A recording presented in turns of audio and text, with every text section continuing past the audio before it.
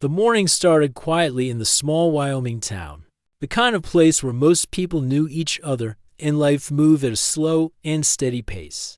The sun rose over the open fields, touching the grass with a calm golden light.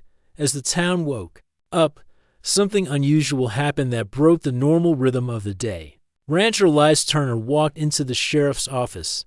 People in town rarely saw Elias. He lived far out on his ranch and didn't visit the town unless he needed supplies. Even then, he kept to himself, spoke only a few words, and returned home as fast as he came. So when he entered the sheriff's office that morning, everyone grew quiet. They watched him with surprise, wondering what could bring him here. Elias didn't look like himself. His clothes were dusty, his shoulders were tense, and his face looked tired, as if he hadn't slept in days. His hand shook slightly as he stood at the front desk. Sheriff Dana Ruiz was nearby, and when she saw him, she walked over. "Elias, you all right?" she asked gently. Elias swallowed hard, his voice barely more than a whisper. "I can't hold it in anymore," he said. "Just make it quick." Sheriff Ruiz stared at him, confused. "Make what quick?" "I need to tell you something," Elias replied, his eyes lowering. "Something I did. Something on my land. I can't keep it to myself." Sheriff Ruiz could see he was deeply troubled, perhaps even scared. She led him into a private room at the back of the office. She told her deputies to give them space, then sat across from him, waiting for him to speak. For a long moment, Elias just sat there, trying to gather the courage to explain. His breathing was uneven, and his shoulders rose and fell with each shallow breath. When he finally lifted his head, his eyes showed a mix of guilt and fear. "I know people talk about my place," he began quietly. "They say strange things happen there. They think I keep secrets. But the truth is, I didn't want any of it." Sheriff Ruiz leaned forward. "You can tell me anything, Elias. Whatever it is, we'll handle it." He nodded slowly. "I'm not asking for punishment. I just need protection. I think something might follow me now that I've said it out loud." Sheriff Ruiz felt a small chill run through her, though she didn't know why. "Follow you? From where?" "From my ranch," he whispered. "From the north side." She tried to keep her voice calm. "Did something happen out there? Did you find something? Did someone come onto your property?" Elias shook his head quickly. "No, it wasn't a person, and it wasn't an animal. Not the kind we know." Sheriff Ruiz paused, unsure what to make of his words. Elias was known as a practical man, quiet, but not one to invent stories. If he said something was wrong, it was worth taking seriously. "Start from the beginning," she said softly. "Tell me what happened." Elias rubbed his hands together, as if trying to warm them. "There's a part of my land I was told never to touch," he said. "My father told me, and his father told him. A family rule. We weren't supposed to dig there or even walk too close." "Why?" the sheriff asked. "Because of an old agreement," he said. "Something made long before my time. Something my great-grandfather promised. I didn't believe most of it, but I respected it. Until recently." He looked down at the floor. "I got into money trouble. I heard there might be something valuable buried on that north side. Something my great-grandfather left behind. I shouldn't have gone looking. I knew I shouldn't, but I was desperate." Sheriff Ruiz listened closely. Nothing he said explained why he was so shaken, but she could sense he hadn't reached the important part yet. "I dug there," Elias finally said. "I broke the rule, and when I did, something changed. The ground didn't feel normal. The air didn't feel normal. I thought I was imagining it, so I kept digging. But then I heard something under the soil, a hollow sound, like something was waiting." He took a slow breath. "I should have stopped. I know that now, but I didn't, and later that night, I heard noises outside the barn. Not loud, not dangerous sounding, but strange, like something was moving in a way I couldn't explain. And the next morning, I saw marks on the barn door. Not scratches, not damage, just marks that didn't belong there." Sheriff Ruiz tried to remain calm. "Are you sure it wasn't wind? Or animals?" He shook his head again. "No, it wasn't anything I've seen before. And the ground where I dug didn't stay the way I left it." It looked disturbed again the next morning. like it shifted on its own. She felt herself becoming uneasy despite wanting to stay logical. It wasn't like Elias to exaggerate. He was measured, quiet, and not the type to panic. "I'm scared," Elias said softly. "I don't know how to explain it, but I feel like something woke up, something that shouldn't have." Sheriff Ruiz considered calling in someone else, a geologist, maybe, or someone who studied old land formations, but she knew the best first step was to see things for herself. She stood up. "Elias, we'll go check your ranch. You'll come with us. We'll look at everything together." Elias hesitated before nodding. "I'll go, but I don't want to stay there long." Within the hour, the deputies joined them as they drove out to Elias's ranch. The land stretched far and wide, quiet and open, but something about the air felt different as soon as they passed through the gate.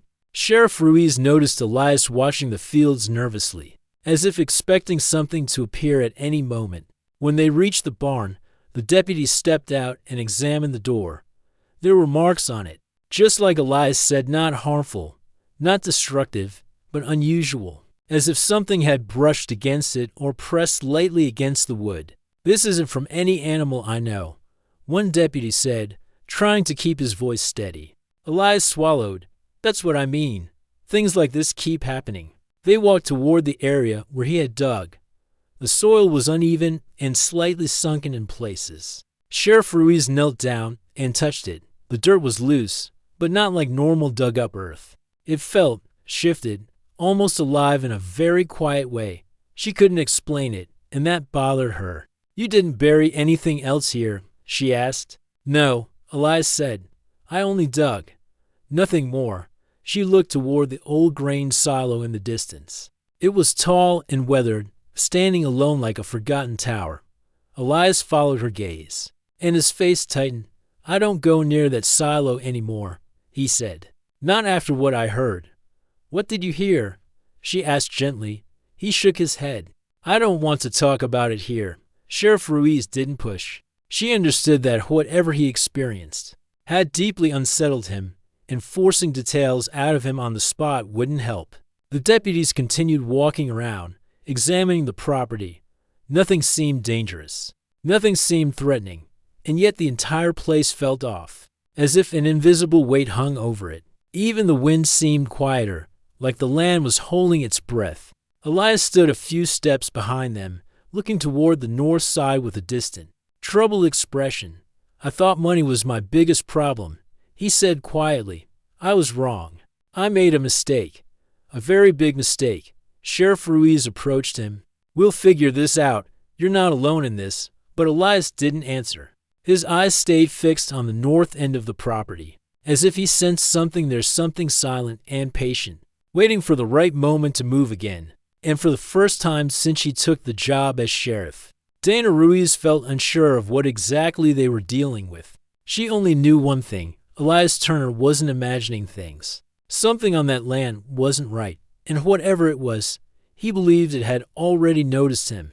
Elias stood outside his ranch house the next morning, staring at the quiet fields with tired eyes. He hadn't slept at all, even though the sheriff and her deputies had checked his land the day before. He still felt something moving just out of sight. The air around the ranch felt different now, heavier, almost like the land was waiting for something to happen again. The silence was too deep, too still. It did not feel like the peaceful quiet of nature. It felt like a pause before something important. Sheriff Ruiz returned early, wanting to go over everything again. She could see from a distance that Elias looked worse than the day before, as if the weight on him had grown overnight. When she reached him, he gave her a tired nod. "You didn't sleep?" she asked gently. "Couldn't," he answered. "The land didn't feel calm. Every time I tried to rest, I felt like something was near the house. Not close enough to see, but close enough to feel." Sheriff Ruiz didn't want to dismiss his feelings. Something about the ranch truly was unusual, even if she couldn't explain it. She looked over the fields. They were empty, but the quietness didn't sit right with her either. "I spoke with some of the older folks in town last night," she told him. "They mentioned your family's land having old stories connected to it." Elias sighed. "I know. My great-grandfather used to talk about an agreement."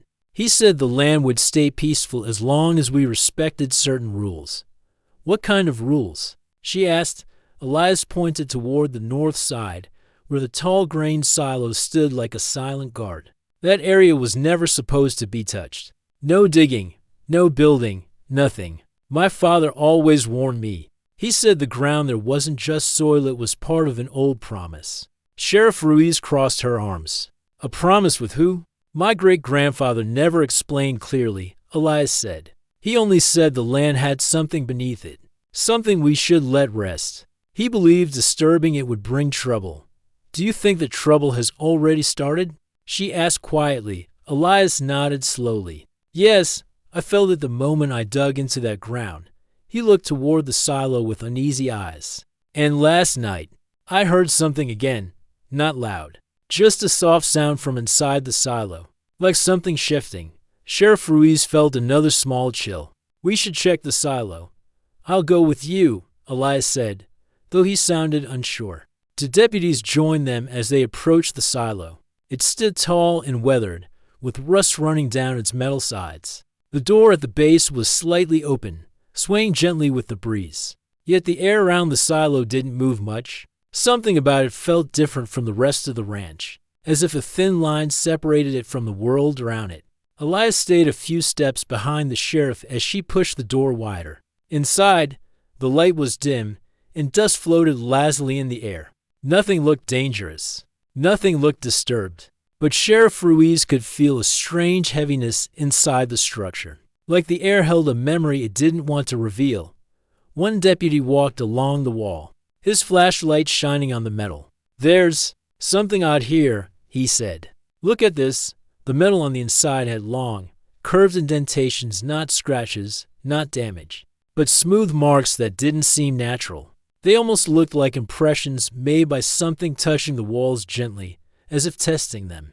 Elias watched nervously. It wasn't like that before. I don't know what made those marks, but they weren't there years ago. Sheriff Ruiz continued studying the walls. Nothing here shows harm, but it's strange. Very strange. They stepped back outside to breathe the open air again. Elias looked relieved to be out of the silo, but the worry didn't leave his face. I feel like something woke up when I broke the rule, he whispered. I don't think it wants to hurt anyone. I think it just noticed. Sheriff Ruiz thought about his words. Maybe you didn't wake something, she said. Maybe you only disturbed the ground and made natural sounds seem unusual. Elias shook his head. It isn't natural. I know this land. I've lived here my whole life. The ground changes, the seasons shift, the animals move. I know those patterns. What's happening now doesn't fit any of them. He walked a few steps ahead and pointed toward a stretch of land near the north. I filled the hole I dug. But every morning, it looks different, like the soil settles again on its own. Sheriff Ruiz followed him to the area. The ground indeed looked uneven, as if it rose and fell slightly in different spots. Nothing harmful, nothing dangerous, just strange. Like the land wasn't finished adjusting itself. One deputy knelt down and pressed his hand on the soil. It's warm, he said with surprise. Why would it be warm in the early morning? Elias didn't answer. He looked toward the trees bordering the ranch. I think the land is listening. I think when I dug there, I invited something to pay attention. Sheriff Ruiz tried to stay logical. But even she could feel something unusual. Still, she didn't want Elias panicking more. Elias, whatever is happening, we can handle it. If there's something under the soil, some old structure, maybe we can bring in experts.